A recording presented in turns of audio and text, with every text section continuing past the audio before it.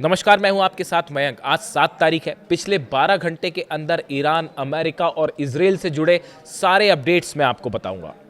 देखिए, इस वक्त की सबसे अहम खबर, ईरान के करीब मौजूद है डोनाल्ड ट्रंप। ठीक सुना आपने, अमेरिका का राष्ट्रपति डोनाल्ड ट्रंप इस वक्त ईरान के करीब मौजूद है। आप सोच में पड़ गए होंगे कि मैं कहाँ की बात कर रहा हूँ। देखिए, इस समय डोनाल्ड ट्रंप तुर्की में है, अंकारा में मौजूद है। दरअसल 7 और 8 जुलाई को नेटो का 36वां शिखर सम्मेलन यहां पर आयोजित हो रहा है, अंकारा में, तुर्की में। अब देखिए, तुर्की और ईरान की सीमा लगी हुई है, करीब 500 किलोमीटर की सीमा है ईरान और तुर्की के बीच। और अगर आप डिस्टेंस की बात करें, अगर आप तेहरान से ही बात कर लें तुर्की की, अंकारा के डिस्टेंस की बात करें तो शायद 1400-1500 किलोमीटर से ज़्यादा डिस्टेंस नहीं है। तो इस वक्त बेहद कम दूरी पर डोनाल्ड ट्रंप मौजूद है तेहरान के। वो तेहरान जहां पर इस समय करोड़ों लोग जमा हैं और death to America, death to Donald Trump के नारे लगा रहे हैं। यानी अगर थोड़ा और जोर से आवाज लगाए तो तुर्की तक ये आवाज पहुंच जाएगी, अंकारा तक आवाज पहुंच जाएगी। डोनाल्ड ट्रंप वॉशिंगटन में बैठे बैठे तेहरान की तस्वीरें देख के हैरान थे, जमीन खिसक गई उनके पैरों तले कि 2 करोड़ लोग एक साथ खामने साहब जिंदाबाद के नारे लगा रहे थे। कि मैं कमेंट्स पढ़ रहा था, कुछ कमेंट आते हैं मेरे वीडियो में। एक शख्स ने कमेंट किया कि सपने में भी डोनाल्ड ट्रंप ये नहीं सोच सकता कि कोई इसकी ऐसी इज्जत करेगा। बिल्कुल सही कहा जो कमेंट जिस भाई साहब का था, मैं नाम भूल गया ये, लेकिन बात बिल्कुल सही है। ऐसी इज्जत तो छोड़िए, इसकी 1% इज्जत भी नसीब ना हो। तो अब देखिए, कहानी ये है कि तुर्की में जो है वो नेटो का शिखर सम्मेलन हो रहा है और डोनाल्ड ट्रंप वहाँ पर मौजूद हैं, इसमें शिरकत करेंगे। कई देश के नेताओं से उनकी मुलाकात होगी। देखिए, अब खबर बताएं आपको। Trump's trip will be brief. He is expected to leave the White House Monday night and return to the US on Wednesday evening.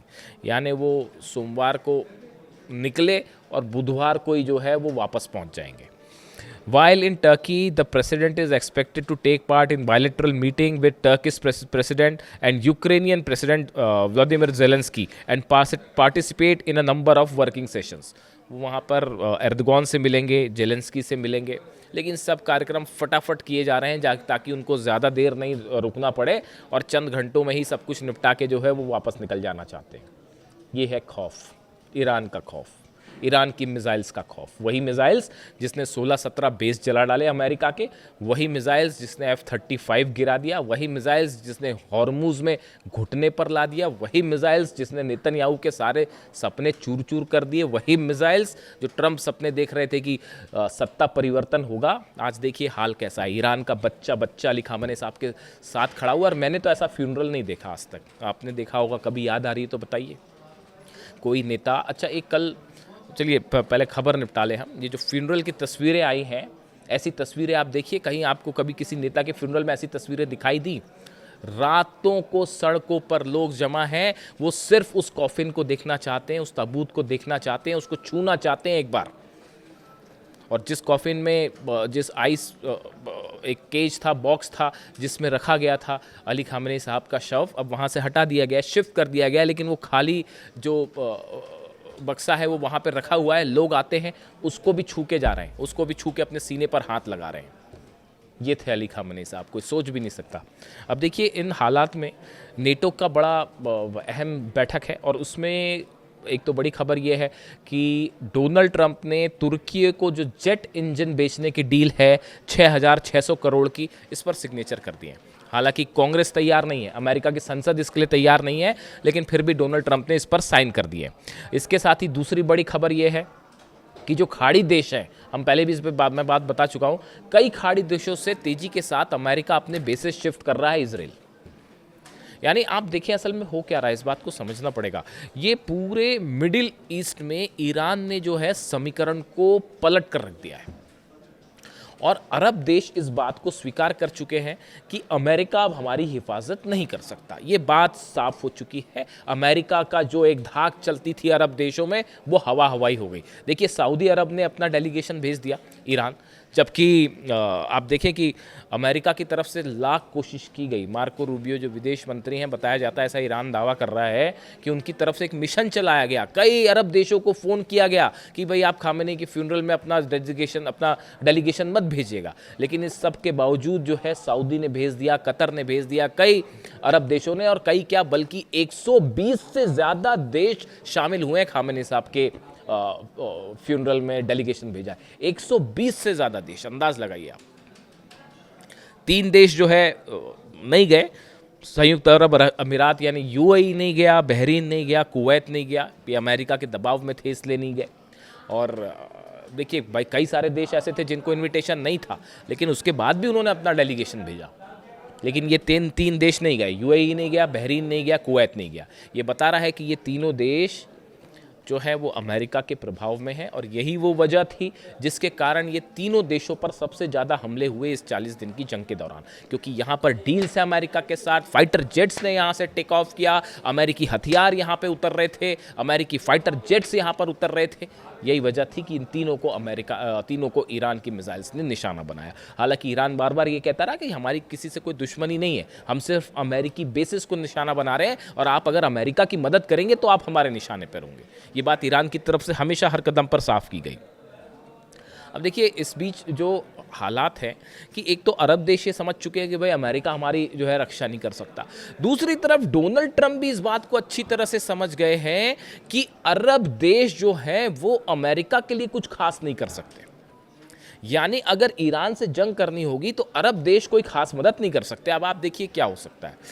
पहली बात तो जहाँ तक सऊदी की बात है, मैं आपको बताऊँ, सऊदी ने डेवलपमेंट्स जो बताते हैं, अंदर की स्टोरीज जो बता रही है वो कि सऊदी और ईरान के रिलेशनशिप भले कैसे भी हों, लेकिन मोहम्मद बिन सलमान इस बात के लिए तैयार नहीं है कि आप हमारे बेसिस का इस्तेमाल ईरान पर हमले के लिए करें।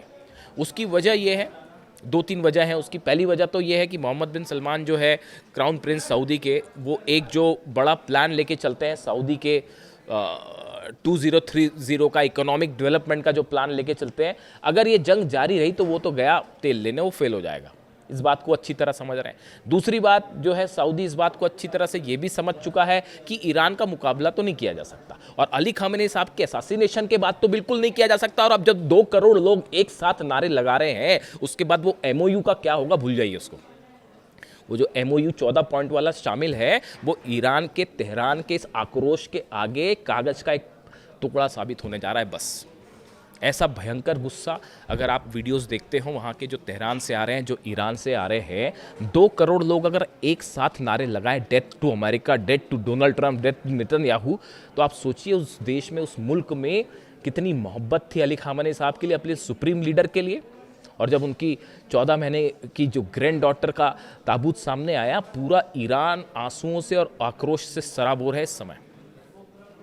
और इसीलिए इस बात को भांप रहा है, इजराइल भी देख रहा है इसको बैठे बैठे, इस गुस्से को इजराइल भी देख रहा है, इस गुस्से को डोनाल्ड ट्रंप भी समझ रहे हैं, जेडी वेंस भी समझ रहे हैं। इसीलिए जेडी वेंस क्या कह रहे हैं, जेडी वेंस का बयान आया उपराष्ट्रपति का कि भाई अगर ईरान ने MOU का पालन नहीं किया तो जो है उसका अंजाम बुरा होगा। यानी जेडी वेंस को भी ये लगने लग गया है कि ये जो बवंडर उठ रहा है ईरान से, गुस्से का बवंडर, ये सब कुछ जलाकर राख कर देगा। और अब सबको शक है कि ईरान की, देखिए ईरान की तरफ से बड़ा स्पष्ट संकेत है, ईरान की सेना की तरफ से और सुप्रीम लीडर नए जो है मुस्तफा खामेनी उनकी तरफ से। उन्होंने कहा है कि जो भी फैसला लेगी वो ईरान की जनता लेगी। अगर ईरान की जनता नहीं चाहती MOU तो साइन MOU नहीं होगा, शर्ते डील पे आगे नहीं बढ़ा जाएगा। एक ग्रुप है ईरान में कुछ नेताओं का जो शायद, देखिए देशभक्त वो भी हैं और वो लेकिन डील करके आगे बढ़ना चाहते हैं। शायद वो ये सोचते होंगे कि ईरान में शांति आए, लोगों को रोज़गार मिले, इकोनॉमिक डेवलपमेंट हो, इस तरह की बातें कुछ गुट के मन में हो सकती हैं। कुछ नेता हैं जो थोड़े सॉफ्ट रुख रखते हैं डील को लेकर। लेकिन ईरान की जनता का मूड इस समय क्या है वो आप देख सकते हैं उन नारों में, उन लाल झंडों में और वो स्लोगन्स जो लिखे हुए हैं उसमें। तो ऐसे हालात में देखिए जेडी वेंस को भी ये लग रहा है कि अब MOU तो गड़बड़ है भाई। डोनाल्ड ट्रंप का जो है वो भी बयान आया है, उन्होंने कहा है कि आगे आगे देखिए होता है क्या, और अगर जो है MOU पे बात नहीं बनी तो फिर से हमले होंगे। अब ऐसी हालात में जेडी वेंस को भी डर सता रहा है कि भाई MOU तो गया, ट्रंप को भी सता रहा है कि MOU गया, अरब देश अमेरिका की मदद नहीं कर सकते, अमेरिका अरब की मदद नहीं कर सकता, तो फिर क्या किया जाए, तो फिर तुर्की से यारी बढ़ाई जाए। समझ रहे हो आप इस बात को? ये जो 6,600 करोड़ की जो जेट इंजन की डील है, ये इसीलिए है कि शायद तुर्की को अपने फेवर में किया जाए, अपने बेसिस इजराइल शिफ्ट कर लिए जाए, ताकि अगली बार जब मिसाइल गिरे तो भाई इजराइल में जो है वो सब जगह डिफेंस सिस्टम ना लगाना पड़ेगा। नहीं तो जॉर्डन में भी लगाना पड़ रहा है, कुवैत में भी लगाना पड़ रहा है, बहरीन में भी लगाना पड़ रहा है, सऊदी में भी लगाना पड़ रहा है, यूएई में भी लगाना पड़ रहा है, और उसके बाद भी कुछ नहीं हो पा रहा। पेट्रियट भी धरा का धरा, थाट भी धड़ा का धरा, और जब गिरी कुर्रम शहर और फतेह तो कोई कुछ नहीं कर पाया। तो अब ये खर्चा भी बड़ा हो गया साहब, बेसिस भी जल गए, खर्चा भी भयंकर हो गया, और वो बहरीन में 5th फ्लीट का ऑफिस है वो फिर से पूरा बनाया जा रहा है, नए सिरे से बनाया जाएगा, इतना नुकसान हो गया उसका। तो अब क्या है कि बेसिस शिफ्ट किए जा रहे हैं इसराइल के, भाई इसराइल में ही रहते हैं वहीं सही रहेगा, तो सैनिक भी वहाँ पे ट्रांसफ़र किए जा रहे हैं, तो जहाँ ज़रूरत नहीं है वो सब बेसिस जो है हटाए जा रहे हैं। हकीकत ये है उसके पीछे की। यानी आप देखिए, अरब अमेरिका के रिलेशन भी बदल रहे हैं, ईरान की अरब देशों के साथ भी जो है रिलेशन बदल रहे हैं। कुछ देश ये स्वीकार कर चुके हैं कि भैया boss Iran is the boss, बात खत्म हो गई। 100 बात की एक बात यह है, 40 दिन अगर आपको जरा भी, देखिए कई मेरे दर्शक ये कहते हैं कि भाई जीत तो अमेरिका की हुई है, ऐसा वैसा इस तरह के बयान आते। 40 दिन की जंग के बाद ही ये तय हो गया था कि अमेरिका और डोनाल्ड ट्रंप और नेतन्याहू ये जंग हार चुके हैं। दुनिया की सबसे बड़ी एयरफोर्स कहते हैं, दुनिया के सबसे बड़े जो है टॉम हॉक मिसाइल्स और पता नहीं कौन कौन से मिसाइल्स हैं, कौन कौन से जहाज़ हैं, जिसमें लॉन्ड्री में आग लग गई थी, कौन सा था वो तो मैं नाम भी भूल गया। तो वो जो है वो एयरक्राफ्ट कैरियर, जिसमें क्या था उसका नाम, जो भी होगा, तो वो आग लग गई थी उसमें, तो वो भाग पड़ा वापस। तो ये तो हाल है, एयरक्राफ्ट कैरियर तो बच नहीं पा रहा है, कह रहे दुनिया का सबसे बड़ा जहाज़ वो तो बच नहीं पाया, आग लगी निकल लिया वो। तो आप ये जो हथियारों के जानकार हैं, है ना, वो ये इस बात को अच्छी तरह से जानते हैं कि अमेरिका की मिलिट्री हार हुई है भयंकर। और वो चाइना वाली बात आप देखेंगे, चाइना ने जितने हमले अमेरिका ने किए, F-35 जेट टेक ऑफ करता है, कितनी देर में हमले करता है, कौन सी मिसाइल्स दागता है, कितनी देर में पलट के वापस आता है, उसे कैसे गिरा जाए, वो चाइना और रशिया ने उसकी पूरी रिसर्च कर डाली है कि अगर भविष्य में कभी सीधी जंग होगी तो कैसे अमेरिका को निपटाया जाए। वो खतरा एक अलग पड़ गया है। तो देखिए, इसमें जो है हर लेवल पर बड़ी हार हुई है अमेरिका की, और इसीलिए वो नए F-35 जेट्स बनाने के ऑर्डर दे दिए गए। F-16 और F-35 की नए बनाओ भैया, बहुत गिर गए। अब ऐसे में जो है वो तुर्की पहुंचे हैं डोनाल्ड ट्रंप, और अब नेटो, अब देखिए नेटो के साथ भी जो बात है उसमें मुख्य मुद्दा क्या है?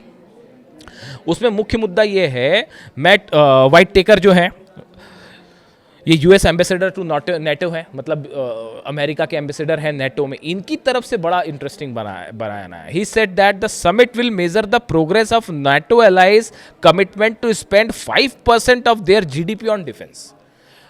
अमेरिका के एम्बेसडर जो नाटो में हैं, वाइट टेकर, वो ये कह रहे हैं, मैट वाइट टेकर, कि इस समिट में हम इस बात को देखेंगे कि नेटो के जितने सदस्य हैं वो अपनी जीडीपी का 5% डिफेंस में खर्च करते हैं कि नहीं, और जो देश नहीं करते हैं उन पर दबाव डाला जाएगा कि भैया खर्च करो।